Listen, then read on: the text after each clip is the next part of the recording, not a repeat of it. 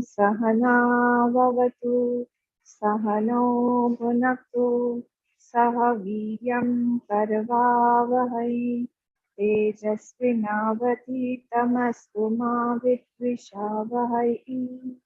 ॐ शान्ति शान्ति शान्तिः। ॐ गणानां त्वा गणपतिगं हवामहे कविं कवीनामुपमश्रवस्तमं ज्येष्ठराजं ब्रह्मणां ब्रह्मणस्पत आनशृण्वन्नोतिभिस्सीदसादनम्। ॐ श्रीमहागणपतये नमः। सरस्वती नमस्तुभ्यं वरदे कामरूपिणि विद्यारम्भं करिष्यामि सिद्धिर्भवतु मे सदा। गुरुर्ब्रह्मा गुरुर्विष्णुः गुरुर्देवो महेश्वरः गुरुरेव परं ब्रह्म तस्मै श्रीगुरवे नमः। सदाशिवसमारम्भां शङ्कराचार्यमध्यमाम् अस्मदाचार्यपर्यन्तां वन्दे गुरुपरम्पराम्। श्रुतिस्मृतिपुराणानाम् आलयं करुणालयं नमामि भगवत्पाद शङ्करं लोकशङ्करं। समस्तजनकल्याणी निरतं करुणामयं नमामि चिन्मयं देवं सद्गुरुं ब्रह्मविद्वरं सद्गुरुं ब्रह्मविद्वरम्। वासुदेवेन्द्र योगीन्द्रं नत्वा ज्ञानप्रदं गुरुं मुमुक्षूणां हितार्थाय तत्त्वबोधो विधीयते तत्त्वबोधो विधीयते। We will read from अथ चतुर्विंशतितत्त्वम्।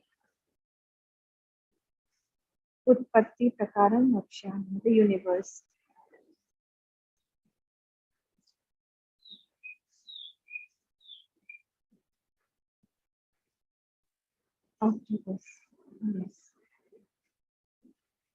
अथ चतुर्विंशति तत्त्वोत्पत्ति प्रकारं वक्ष्यामः। अथ चतुर्विंशति तत्त्वोत्पत्ति प्रकारं वक्ष्यामः। ब्रह्माश्रया सत्वरजः तमोगुणात्मिका माया अस्ति। ब्रह्माश्रया सत्वरज तमोगुणात्मिका माया अस्ति।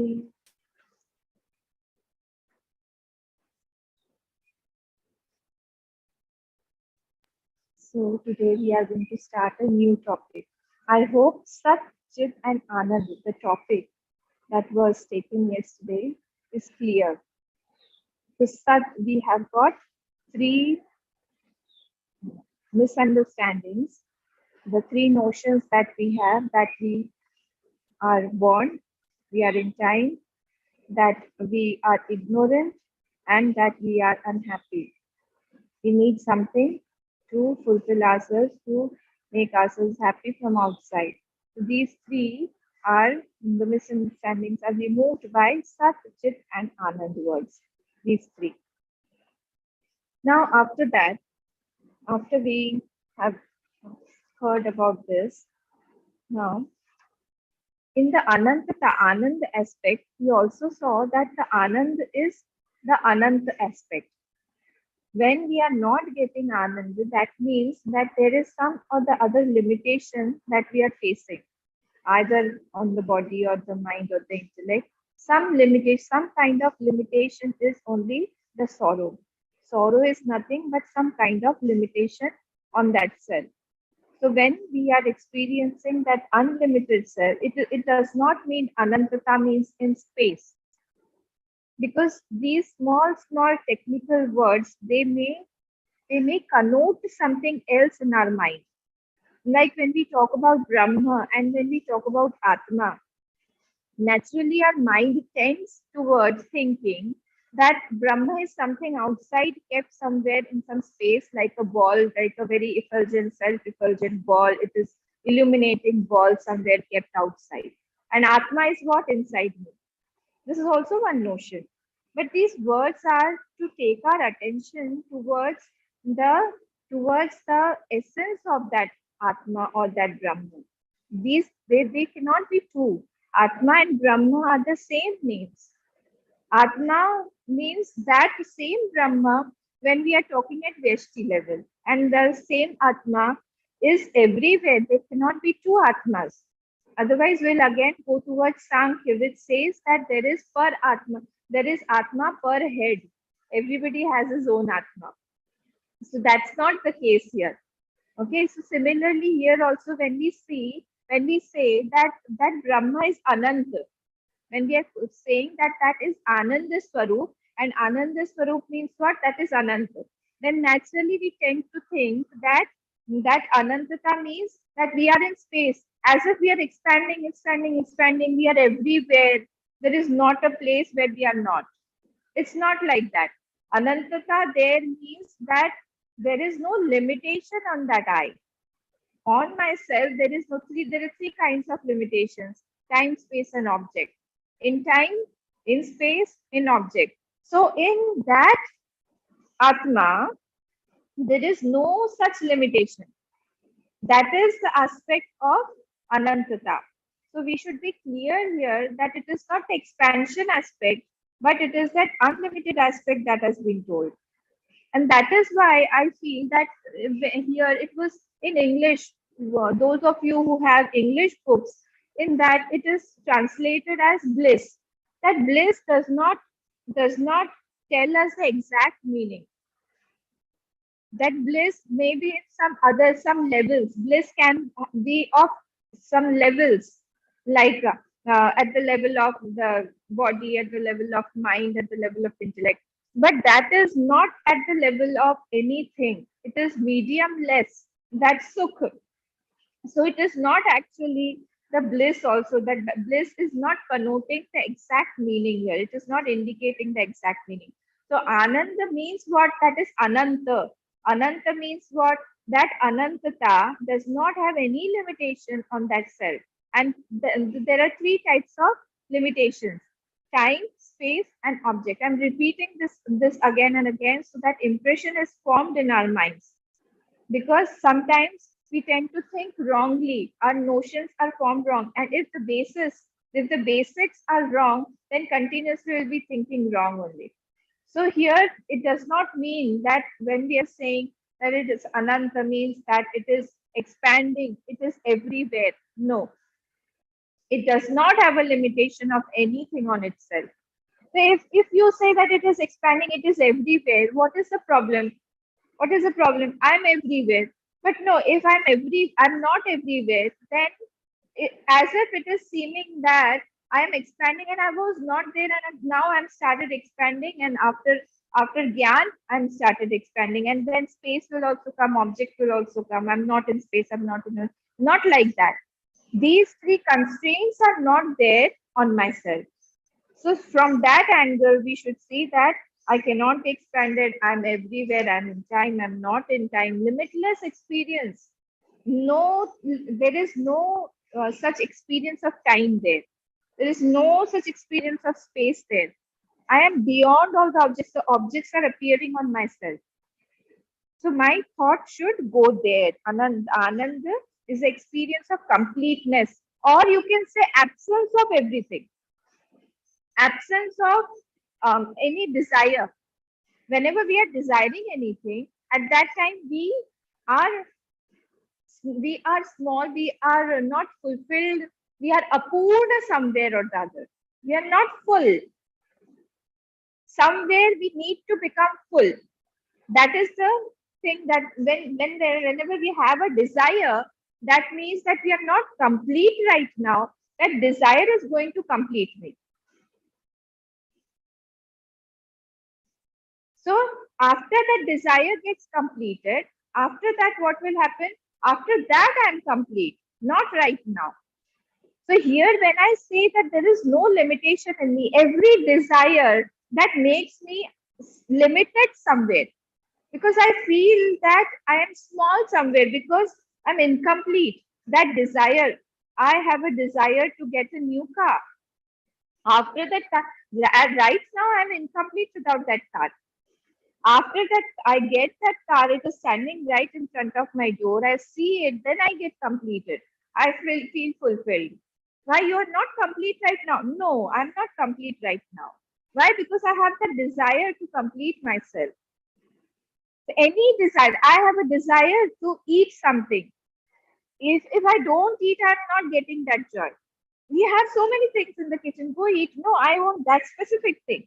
That specific thing only will make me full. So any desire, and by chance, it's not possible that every time or all the desires gets fulfilled. So when by any chance that desire is not fulfilled, then my my incompleteness will get upon me and it will overwhelm me and I'll feel more sad, more depressed. And I'll try to complete myself through some action. I'll go there, go here, I'll ring up here, I'll ring up there, I'll try to find out people, I'll try to ring, I'll find out Swiggy or something like that. So agitations will come in my mind. Without that agitations, I was very calm, cool. So these desires, what they do, they take out the agitations in me. My mind becomes agitated. The quietness is lost. So without any, when I say that I am Ananta, that is equal to Ananda, that means absence of any desire. Even if a single desire pops up, then I am incomplete. That those agitations will not give me that quietness, that calmness of my mind, and that the ray of that bliss, the reflection that is falling on my the cell, the reflection of the cell that is falling will get distracted and I won't be able to experience that self, the joy of that self in me. Okay, so this was the case. So the Gyan, you will get these shlokas describing this Ananda in many places in Gita also. Like if you all have Gita, let's see. Chapter 12 has all the Lakshana of Gita, the Gyanis from, I think, from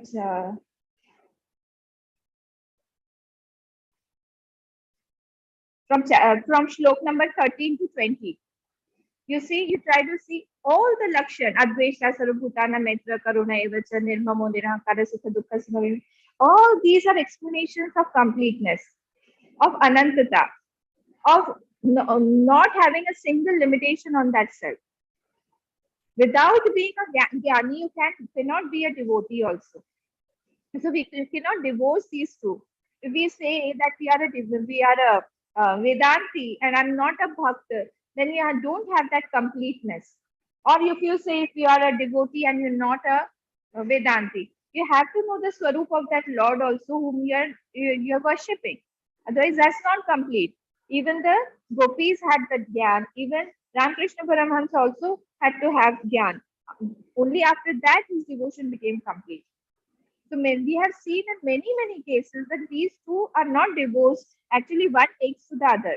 Karma Yoga will take to Bhakti Yoga because we have to have an altar to sublimate, to surrender our ego.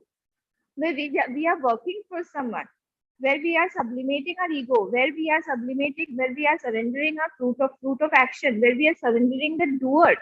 We need an altar. So naturally, when we tend towards karma yoga, naturally we tend towards bhakti yoga. And when we are doing bhakti yoga, there comes a position where the mind is completely pure, it is completely quiet. At that time, the jigyasa vritti when you will start popping up, and it will make you ask questions that who are you? Who is that God that you are worshipping?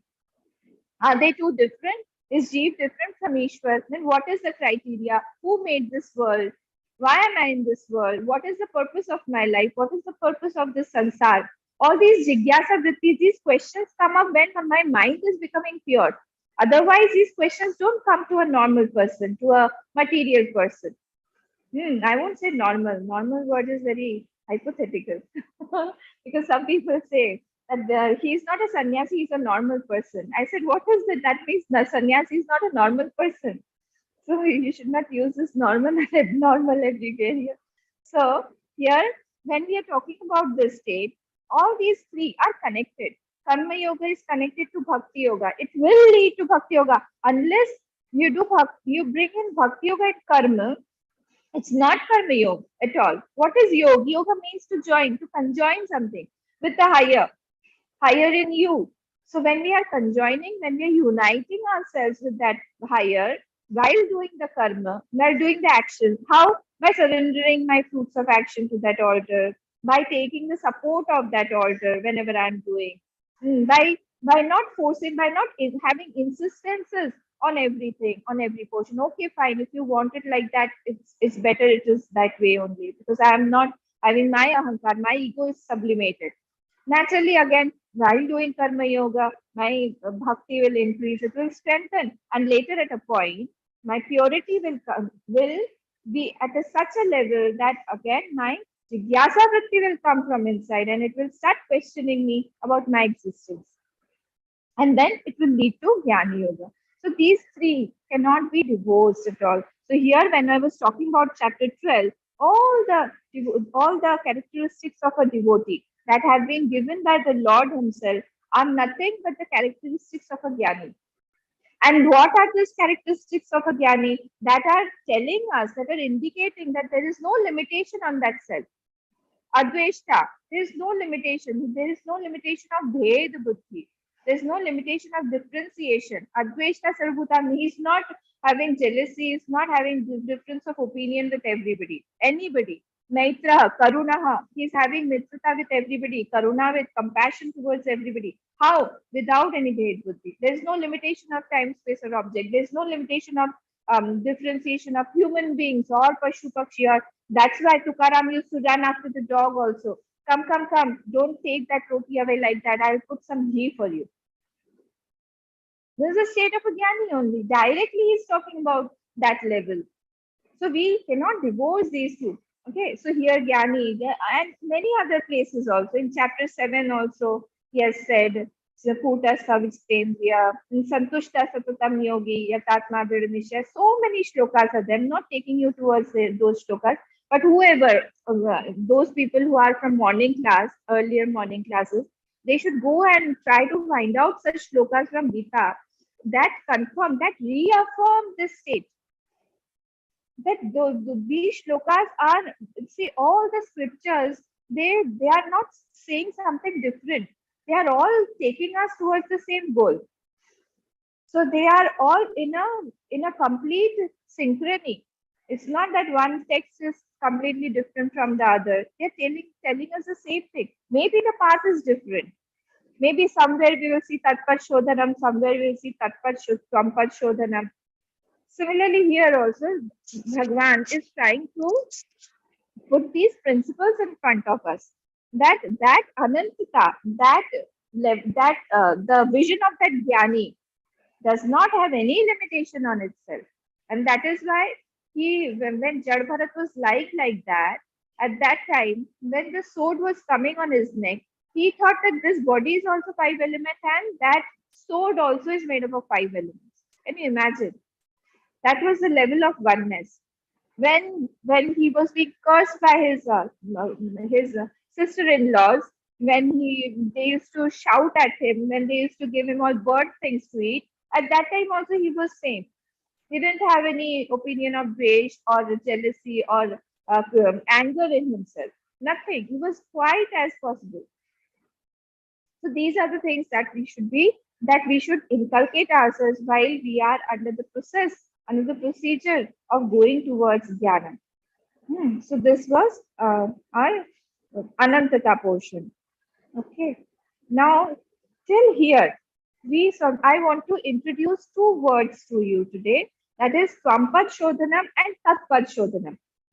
What is Swampad Shodhanam? Shodhanam, first, the word Shodhanam means that to clean or to clear out something. Shodhanam. When we are cleansing something, when we are cleansing, when we are cleaning something, Shodhanam. So Twampad, there are two words, Twampad and Tatpad. Now, Twampad refers to the Vyashti or the microcosm, and Tatpad refers to the macrocosm. So, when we are trying to cleanse that something, when we are trying to, like, we are peeling the maize, when we are peeling the corn, so we are trying to peel it We are trying to take out the covers, outside covers one by one. And what is left is the corn. What is left? The corn seeds that we can eat. So we are cleaning everything. And what is the essence? The corn seeds. That is the essence of the corn. Similarly here, what did we do with that Tvampad Shodhanam right now? Initially, the definition of Atma was started. And when they started, it said that it is not the five koshas, it is not the three bodies, it is beyond the three avasthas. So it was cleaning that pond like that. What it is not. It is one by one, like the wrappers, one by one, it was being cleaned. Then it was said that what is it then? Tarhi word was added. Then Atma Tarhi Kaha. Please explain me what is that Atma if you have removed the coverings and still I am not able to understand what it is. Then the essence was explained by saying that it is Satchit and Ananda Swarup. It is of the nature of Anand, Sat, existence, bliss, and joy. So these three were existence, consciousness, and bliss. So these three words were introduced. So when we are taking out from that Atma what it is not, Tvampad, and whatever remains is the essence, that is called Tvampad Shodhanam at the microcosm level. When we are doing the same exercise at the macrocosmic level, when we are doing the same exercise with that Ishwar, who is that Ishwar? How did he create the world? How did he come into existence? What is his essence? How is he made up of? When we are saying that there's only one Atma, how can Ishwar be different? So there again we will start removing. Yeah. Tvampad Shodhanam and Tattva Shodhanam. These are two things. So when I'm saying about Tvampad Shodhanam, I am trying to cleanse that the at the microcosm, who am I? Let's take it like that.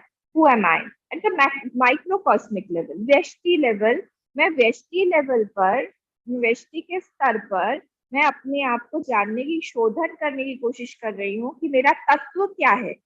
What am I in essence? What is the essence in the microcosmic level when I'm talking about that Atma or that Brahma? What is it? At present, I'm mixed. The whole raw thing is being mixed and put in front of you. So I'm trying to remove the peels and I want to see what is the essence of it. After I take out the essence, I stop there. I stop there. Then I come to Tattva Shodhanam. Then I come to Ishwar. At the macrocosmic level, I again start feeling. What is it? It also has RM4. If you remember RM4, I don't think I've taken it here. It has got reflective mediums. The mediums are there. Will come to those things. I won't confuse you. So there are like the layers are here, like the layer of gross body is here. There's also a layer of gross body there in the Virat, which we call Virat. The whole body, the whole cosmos, Sahasra Shisha Purusha, Sahasrakta Sahasapat. That is what? The body of that Virat. So I'm taking that out, one peel out. Then I have got a mind. So there must be a cosmic mind also. Here it was said that I'm not that mind, I'm not that mental sheet. So there also I have to take out that mental sheet. There also I have to take out that Sharir, Sukshma Sharir. So the total Sukshma Sharir is Hiranyagarbh there. I'm taking that peel out also from that Ishwar. Then here it was Karan Sharir, which had got tendencies and all things. There also I'm taking that out. That is called issue. So it was with Maya Shakti. I'm taking that out. Now again, be quiet. After taking all those sheets out, I took out from here also. I took out from there also. Then I try to equate them. This is Tattva Shodhanam. That is this is Tvampad Shodhanam. That is Tattva Shodhanam. After I try to clean everything, whatever the essence remains is same at both the places. It's not different. It's not different. It's the same. This is called equating Tat to Tvam, Tvam to Tat. It's not, remember, be very, very careful that we cannot equate with the conditioning. Am I clear? With the conditioning, Jeev cannot be equal to Ishwar. I have to remove the peels. After I have removed the peels, whatever the essence is left in Tvam is the essence left in Tat also. The same Brahma, the same Atma. So with the peels, both of them will differ. If I take the peels on myself, if I take the coverings on myself, I will be under the rules and regulations of those conditionings. Similarly, there also, when the Ishwar is taking up the peels, the conditionings, he will be under the rules and regulations of those conditionings. But once those conditionings are taken out, what remains, the essence is same in both the cases. This is called Tvampadshodhanam, that is called Tatpadshodhanam when we are doing it at the macrocosmic level, at the Ishwar level. I don't know whether it is clear or not. If anybody has any question, please ask me. I am unmuting you.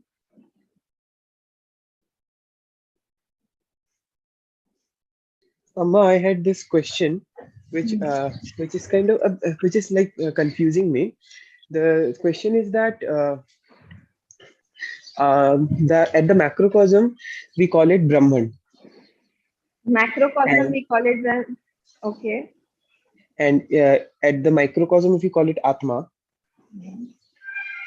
and in that process, how can I equate myself my limit? As you said that Atma is unlimited, it is Ananta, but I can see that my body is not Ananta. My Just body is now not I limited. told you. Just now I said you cannot equate it with the conditionings. With the conditionings, it becomes Jeev. I become a Jeev. With the condition, how can I become Ishwar? So that's why I'm telling you again and again, with the conditioning, it cannot be equated. Without the conditioning, it is the same. And our attention at the moment is only on those conditionings. So with the conditionings, when I take up the conditionings of the Jeev, the Ishwar will also take the conditionings of that Ishwar. Here, if I take, see, both is Brahma. I am taking the name Atma, but actually Atma is also Brahman. This not something too different. Otherwise, they'll both become object of each other and they both will be Jad. Yadrishyam tat Jadam. That's not the case. Here, Atma or Brahman, you take one word. Suppose we take Brahma. When we are cleansing ourselves at the Tvampad Shodhanam level, we are taking out all the conditionings. What is left is that Brahman. There also, when I take out all the conditionings of the Ishwar, when I'm taking out the conditionings of the Ishwar, he is not the Virat, he is not the Hiranyagarbha, he is not the Ishwar. What is remaining is the Brahman. So when I'm removing, after removal only I can equate. Otherwise, I cannot equate. And you know one more thing. Once you remove the conditioning of the Jeev, automatically the conditioning of the Ishwar also gets removed. Automatically. I don't have to remove it there. I don't have to remove it there. Until I am a Jeev, there will be a Ishwar to give me the fruits of action. The moment I remove the conditionings of that Jeev upon myself, I do Tvampadshodhanam, and I have established on that I am the essence, I am the Brahma only, that Ishwar also drops its conditionings. And it is what? The essence, the Brahma only. So in this way, with the conditioning, you cannot equate. Unless you drop the conditioning, you cannot equate. With the conditioning, it is Jeev separately, it is Ishwar separately, and you are under the rule of that Ishwar till we are a Jeev. You'll be disciplined by the Ishwar. You'll be given fruit of actions. You don't have any choice there. Whatever comes to you in front of you, you have to opt for that. There is no option whether you'll have diabetes or BP. No option. Whatever is given to you, you have to take from that plate. What is that? That is the Jeev Bhav. Till we have the Jeev Bhav, that Ishwar will keep on giving us fruit of action. He is the Karmadhyaksha, Phaladhyaksha. He'll be giving us the fruits of action. Moment I remove that from myself at the level of buddhi. See, these koshas are there at the level of buddhi. That's why we have to churn these again and again. I cannot drop this body. I cannot go and commit suicide that I have to remove this body. Unless I remove this body, I cannot become Brahman. No. All this exercise is where at the level of intellect, at the level of Vijnanmay Kosh. When I remove that Kosh buddhi from myself, automatically, when I'm stable at that knowledge level of knowledge, automatically that Kosh from Ishwar also gets dropped. And then we can equate.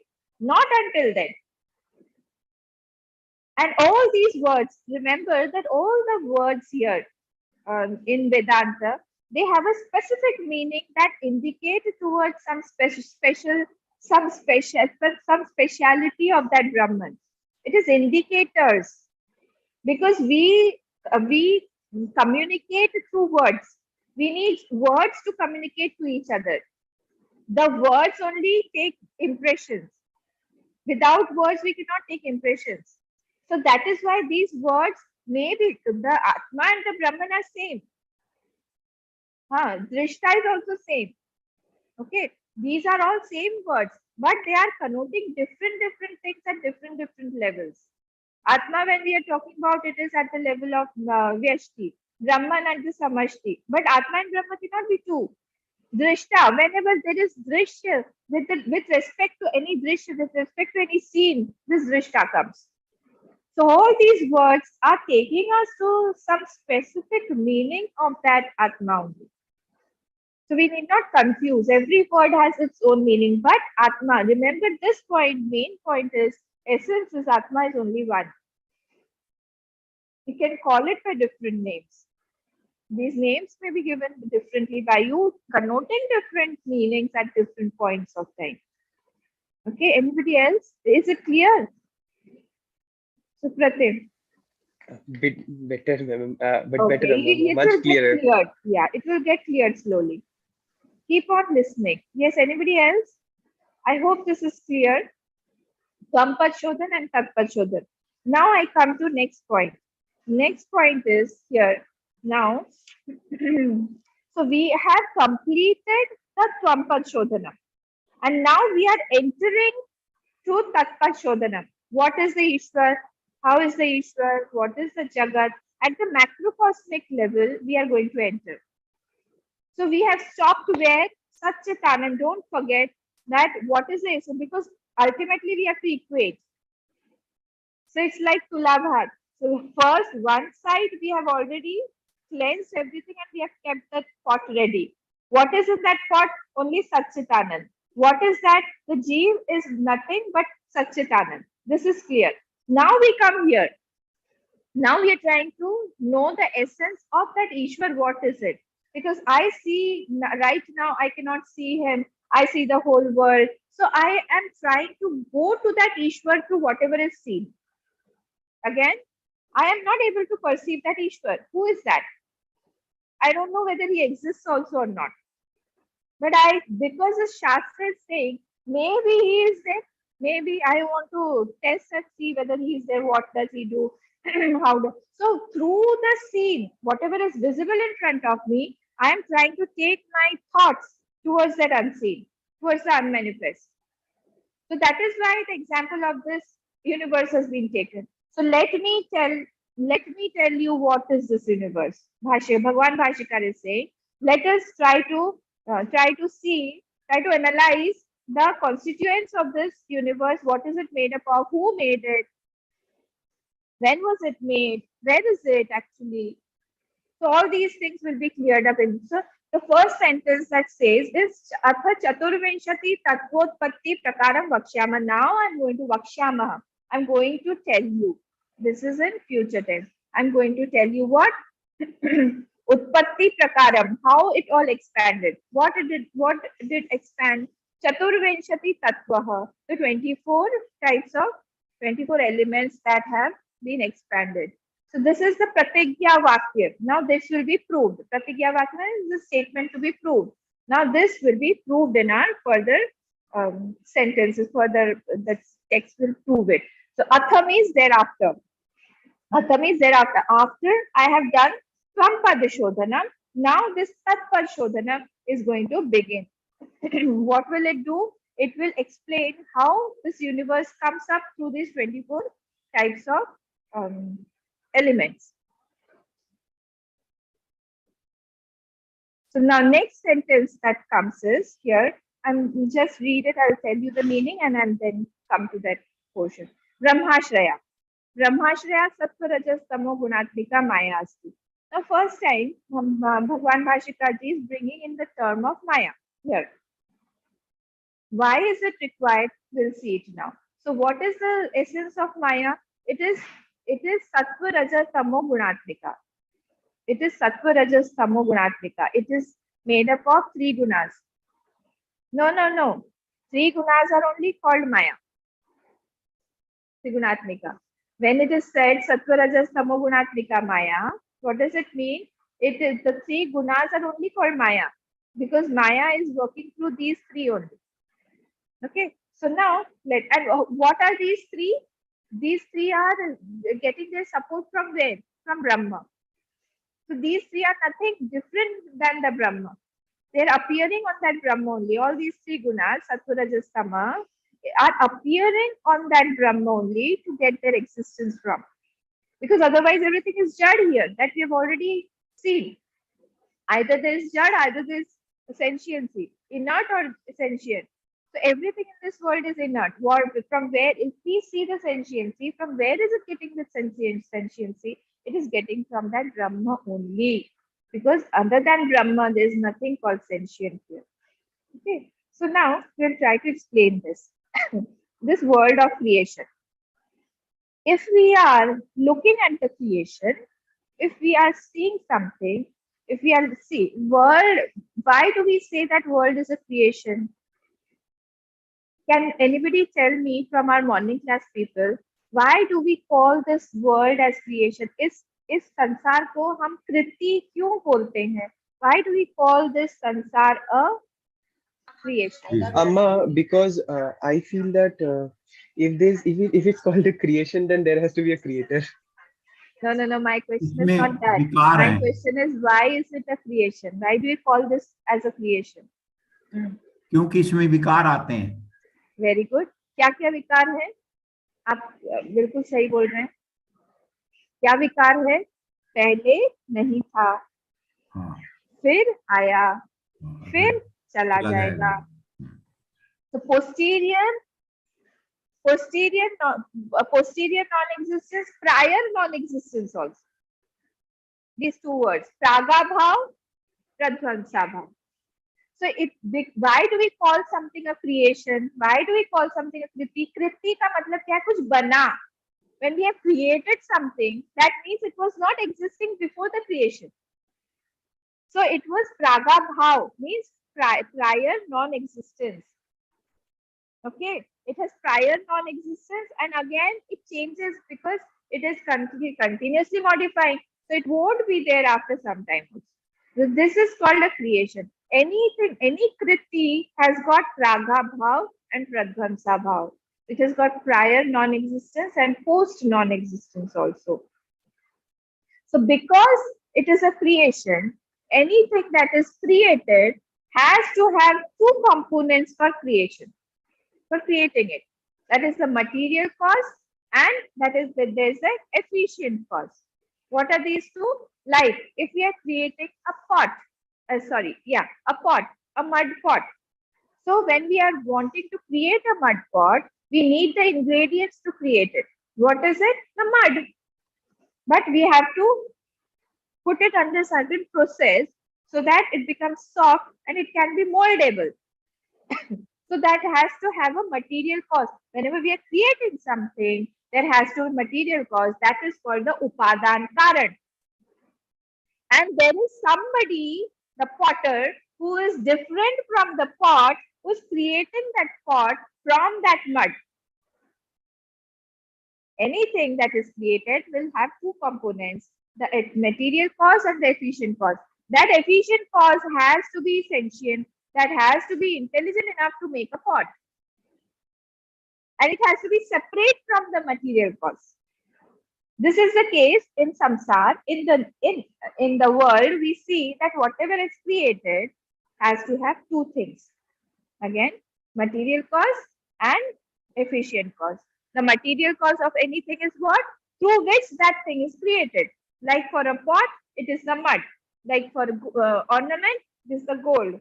Like for a cloth, this is the thread. So material cause is required. It is called Upadan Karan. What's the definition of Upadan Karan? Yat adaya karyam pravartate. After taking it, after taking which the karya, the effect is completed. That is called Upadan Karan. Yat adaya karyam pravartate. After taking which that karya, the effect is completed. Yat adaya karyam pravartate. That is called Upadan Karan of anything. Now, when that if we when we see any creation in the world, it has got these two components, the efficient cause and the material cause. So this world also, according to our definition, it should have an efficient cause and it should have the material cause. We are going very slow. We are going step by step. The first step was that we are seeing the world. We are seeing the world. That is why we have got the world to go to the unmanifest. So there must be a creator, like Supratim had said. We are going to that creator right now. But through the process of knowing what is the creation. So if there is a creation, why is it a creation? Because it was not there before. And it won't be there afterwards. So that's why it is called a kriti. And anything that is created has two things. It is made by something and the maker also has to be there. So these two things are there, maker and the things that have made it, the components. Here also in the world, when we are seeing it as a kriti, it has to have these two components. So what is the material cause of this world? We have to analyze. And what is the efficient cause of this world? That also we have to analyze. Are they different as in world? As any object in the world has two things separate from each other, does this world, is this world also is made up of these two things separately? We will analyze. Is the efficient cause here different than the material cause? That we have to analyze. Okay, so this means everything here. If there is a material, if there is an efficient cause in this world, see, everything here created is very systematic, very systematic, very precise, very perfect to the T. Everything here you can be analyzed properly because it has got some data in itself, and we can also forecast everything because of that. Because everything is running in a very intelligent way. Suppose a pot has to be made, and a bicycle also has to be made, and the aeroplane was also made first time. So the creator, I know the pot also has some intricacies. The mud has to go through some certain procedure to make. So it also needs intelligence. But the bicycle person who invented the bicycle needs to be more intelligent than the potter. You agree? Then the aeroplane person who made the first aeroplane, it was a two-seater only or a one-seater, I don't know. So that person has to be more intelligent than the bicycle person. We agree that also. When we look at this whole Srishti, we look at the whole Sansar, it has got so many factors in that. And it is so intricately woven. Not a single law is clashing with any other law. When we when we make our laws in our constitution or in any the rules of income tax or wherever, there are so many rules clash that we have to add the additions, amendments, this and that. We have to continuously add because other rule was clashing. But there, any rule you see is not clashing any moment. There are all different rules, gravitational, centrifugal, different rules apply. The earth is rotating also, and it is revolution is also going on. Both, one is causing day and night, the other is causing the seasons. It is tilting also somewhere. And there are so many other planets also. Imagine if the sun comes only 1 meter closer to Earth, the whole ocean will dry up. If the moon comes 1 kilometer near to our Earth, imagine what will happen. It will get flooded. Everything will get flooded. So everything is so precise, everything is so perfect here. With the sunrise time, the sunset time, everything has been defined, predefined. And they are having specific rules. Under those rules, everything is being managed. So we should know that there is a certain most intelligent person efficient designer who has designed all this and who has created all this, and it is going as per his rules. So that efficient cause has to be very, very intelligent, because through the effect we are trying to see the cause. So because the effect is so intelligent, because the effect is so systematic, that means that if that cause also should be like that only. That cause also should be very, very, very, very intelligent. So what is this Jagat? Now I had introduced two words to you. One was Tatastha Lakshan, and the other was Swarup Lakshan. Now, who will tell me Jagat is Swarup Lakshan or Tatastha Lakshan of Ishwar?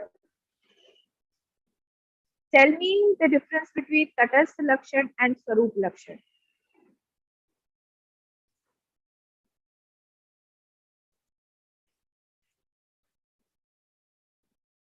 Hmm. Example?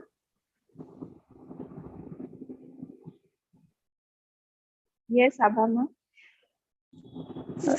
Jagat तटस्थ लक्षण Very good. Jagat is Tatastha Lakshan. Change होते रहते ना. Yes. Okay. So Jagat is what? Jagat is Tatastha Lakshan. Why? Because it is not the essence.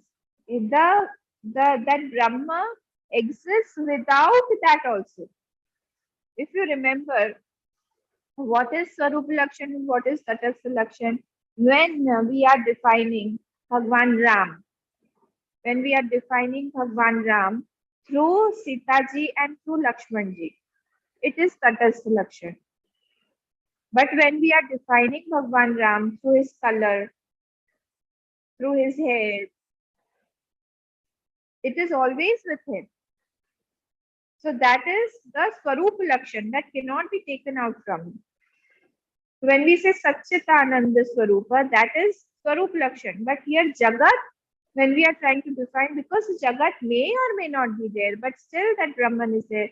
So Jagat is a Tatastha Lakshan of that Ishwar. Okay. So automatically, this is everything that has come automatically.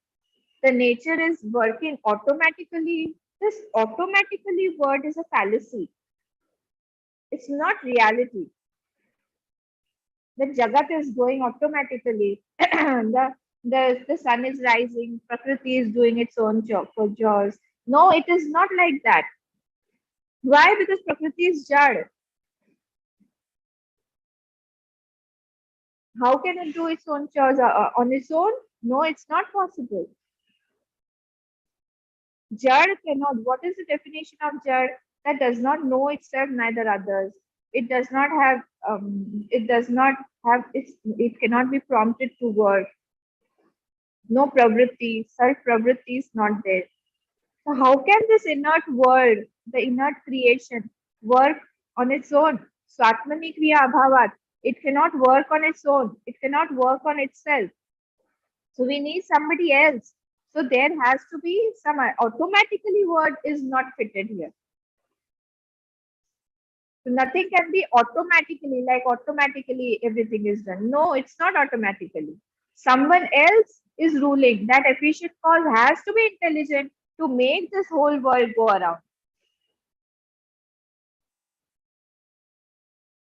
Okay, so this proves that there is someone who's intelligent.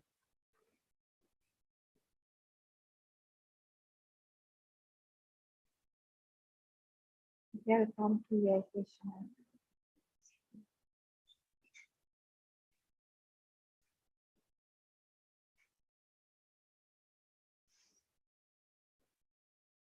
If the cause is there, then that cause will also become object. That will be mutable, and every mutable thing will become jad. No, no, no. I'm coming to the absolute cause. The creator would die, is you're right. That is why he's the absolute cause. I'll come to it right now. Whether we have a cause or not, that's the question here. Whether it has got a cause or not. Yeah, right. Keep thinking. Good. So when we are saying that the efficient cause has to be there, and there has to be that cause, that efficient cause has to be very, very intelligent, very, very perfect. So we have discovered this, that that cause should be very, very intelligent, that cause should be perfect, that cause should know all the cause and effects, the rules, everything. Okay, so we are parking this point here. Now, if we suppose we say that this world was created. Suppose we say that this world was created. By what? By material cause. By Upadan Karan. Upadan Karan means what? We need 5 elements. This world is being created by the 5 elements. So if like these people, they say that God created the world in 6 days, and the 7th day he took a holiday. That's why we have Sundays, because he was very tired creating everything for 6 days, and 7th day he needed to retire. So like that. But if he is creating something with something, that creation is already there. We in Vedanta want to go to that essence of that 5 element also. What are those 5 elements that created the world? I don't want to know how it got created. I want to know what is the Upadan Karan of those 5 elements also. How are you saying that he created with those 5 elements? If you say he created the world with those 5 elements, I tell you that the world is already there because 5 elements are there. I want to know the essence of those 5 elements also, how those 5 elements came up. That's the question of Vedanta. Understood? I'm coming to your Supratim's query only. So when we are trying to find out what is the material cause of this world, and we say 5 elements, that's not enough. That's not enough for Vedanta. I want to know what is the material cause of that 5 elements. Then they say that suppose he started creating on such and such a date, and then he finished his work, like in 6 days he finished. That means that component of time was already there. I want to know the essence of that time also, how, when he started that. If he started, that means time was there, because what is time? Time is putting sequence on that Brahma, 1 and 2. When 2 incidents come up, there is a concept of time that has come up. Time is nothing but a concept where first and second are being defined. First was this, second was that. First was that, second was that. First this person came, second that person came. So if I am putting some sequence on that Brahma, that is the concept of time. Krama samvit namo kalaha. That samvit, that consciousness, that Brahma, that existence, when we are putting, superimposing the concept of sequence in that first and second, that tends towards time.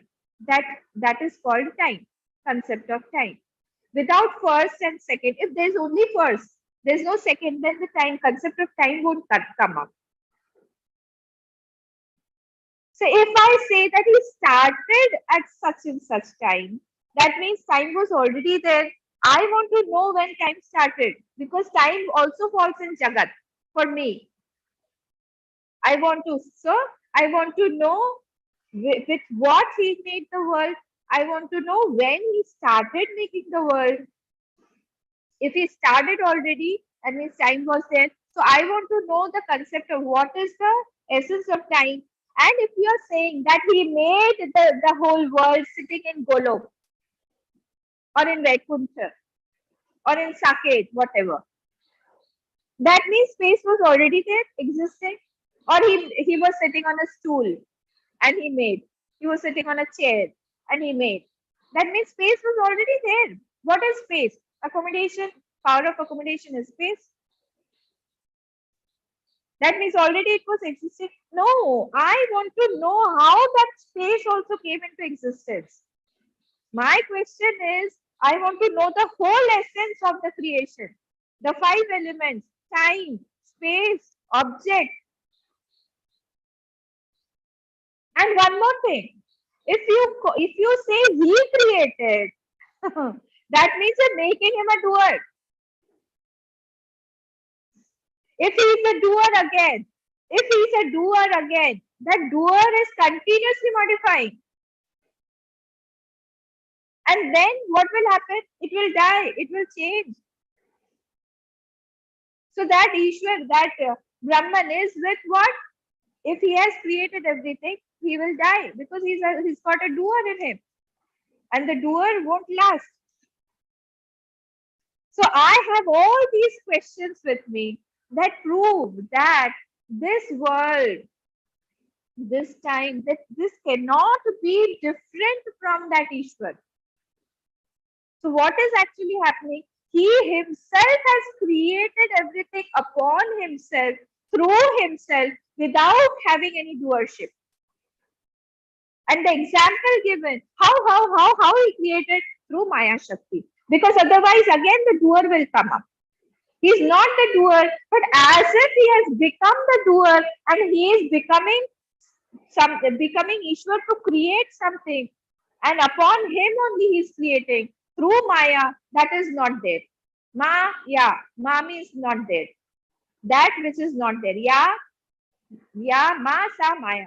That which is not there, that is Maya. It is his Shakti only, through which it is projected as if the whole sansar has come. On where? On himself.